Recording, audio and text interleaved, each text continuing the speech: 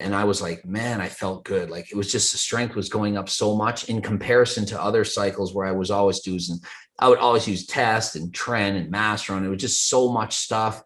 And the Halo, I always felt like,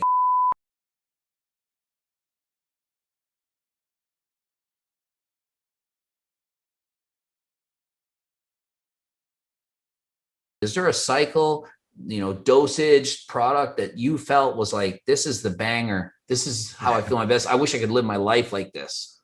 Like one thing I can say that's interesting is Dianabol, a product not necessarily favored by everyone because of how watery it can make you if you use too much or, you just don't respond well or whatever. It does produce like a very unique euphoric feeling. It's like a sense of well-being. I don't know if it's the unique estrogen it produces through its like methyl estradiol or how it interacts in like a, certain way in the brain, but it definitely has like a feel good component. And I don't know if it's also because your bench goes up like 50 pounds in 6 weeks when you use it and you feel really good about that. Yeah. So that obviously helps too. But yeah, that compound in particular, I don't know if I'd want to live on it because what it does to my blood pressure and like, without that, I'm just talking about pure feeling, regardless of like the blood work, like, it could be the most dangerous thing in the world, but how do you feel? D-ball is the best. Yeah. And what dosage and how often would you have to administer that? I don't think I've ever ran it like properly, to be honest. Cause like for me, since the conception of my channel, I haven't like blasted. So for me, it's been all like any content I've made essentially is just like on TRT or like little experiments of like different stuff for like hair loss prevention or like random chemicals and stuff. I've never done like a full like proper.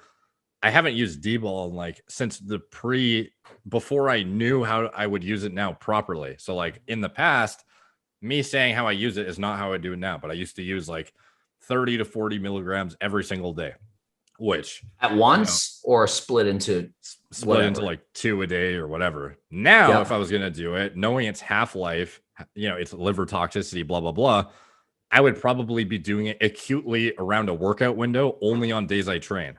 That would be probably how I'd use it. It would allow you to use it longer, actually leverage the effects when you need the performance, not when you're just at home doing nothing. The half-life is so short that it's in and out of your system quite quickly, so you can leverage its effects on the bench press or in the squat or on the deadlift or whatever it is, and get it out of your system and get back to a healthier state where you're not like you would want to rely on probably like a more like a well-tolerated, like safer compound for your actual like muscle growth, like your injectables ideally, rather than like an oral as like your main driver of muscle growth. So if I was going to do it now, I would probably do something like, I don't know, like a 20 to 30 milligram max, probably like 20 milligrams pre-workout, like 2 to 3 days a week, maybe at the most. That might be how I would do it. Yeah. Geez, I'd say my favorite was probably, I did a cycle. I was training for a bench press contest and I was doing 700 milligrams of test, nothing else or whatever with the Arimidex. And then I would just use Anavar before the gym. And that was it. And I was like, man, I felt good. Like it was just the strength was going up so much in comparison to other cycles where I was always using, I would always use test and trend and master on. It was just so much stuff. And the Halo, I always felt like shit, but just a lower cycle and eating enough calories, not being on a diet. Cause half the time I'm on my biggest cycles, I'm in a calorie deficit. So I'm not really able to kind of maximize the benefits of the cycle because I'm cutting. Because obviously, when am I going to do the biggest cycle? When I'm preparing for a pro bodybuilding competition. So in the off season, I didn't need to, when I was worried about my health. So just like 700 milligrams with some Anavar in the off season when I'm eating, it felt so much better than, your 6% body fat blast and everything. Yeah. And you definitely, certain orals like Anadrol, D-ball, if you use those every day, it kills your appetite. You're not going to be able to grow. So Anavar definitely unique in that it's like the least liver toxic, it seems, of the orals. Like, did you do that for like a whole off season? You run Anavar like every day?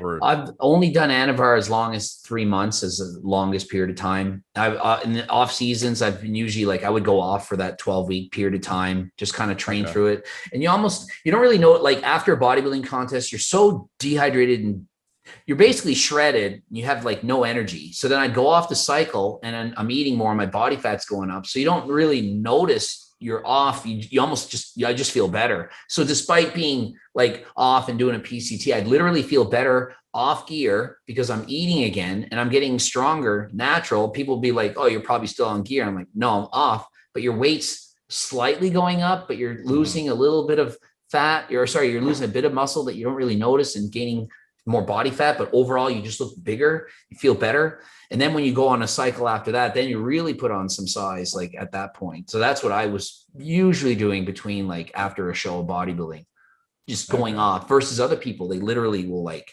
extend the cycle. Contest is done. This is the opportunity to grow. Let's keep blasting the trend. And it's like, no, you need to take a break. This is the best time to do it when you're, at 5% body fat. Let's break now. Yeah. What's the longest cycle you've ever done? When I turned pro that year, so 2012, I remember I did like one thing I wanted to add at the end of the video, just because it's relevant to the topic at hand, is where to get high quality care and oversight. So I talk about how critical it is to find a doctor who knows what they're talking about, how to interpret your blood work and diagnostics and make appropriate recommendations based on your individual needs, and how most companies are cookie cutter and do not, frankly, know what they're talking about. To get high quality care and oversight, my clinic is accepting patients right now. We have a full-time staff of doctors ready to go, and we've actually been in business for over half a year at this point. It's just we haven't had enough staff to handle the demand, to be honest. So I've never done a dedicated plug. I just kind of mentioned it in passing, but our website is fully functional. We have a full-time staff right now, and we have more doctors coming on full-time. And to book a call with one of our doctors, all you have to do is click the I am interested in treatment button.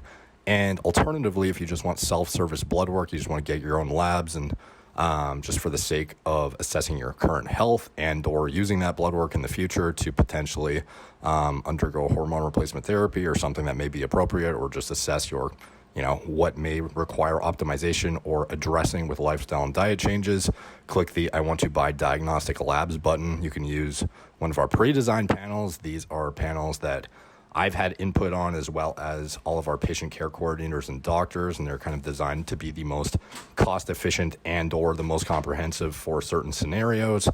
Or you can create your own customized blood test panel right on our site if you only need a few individual markers, or if there's something not included that you need specifically. So check that out. Link is in the description below. Thank you guys for watching. Talk to you soon.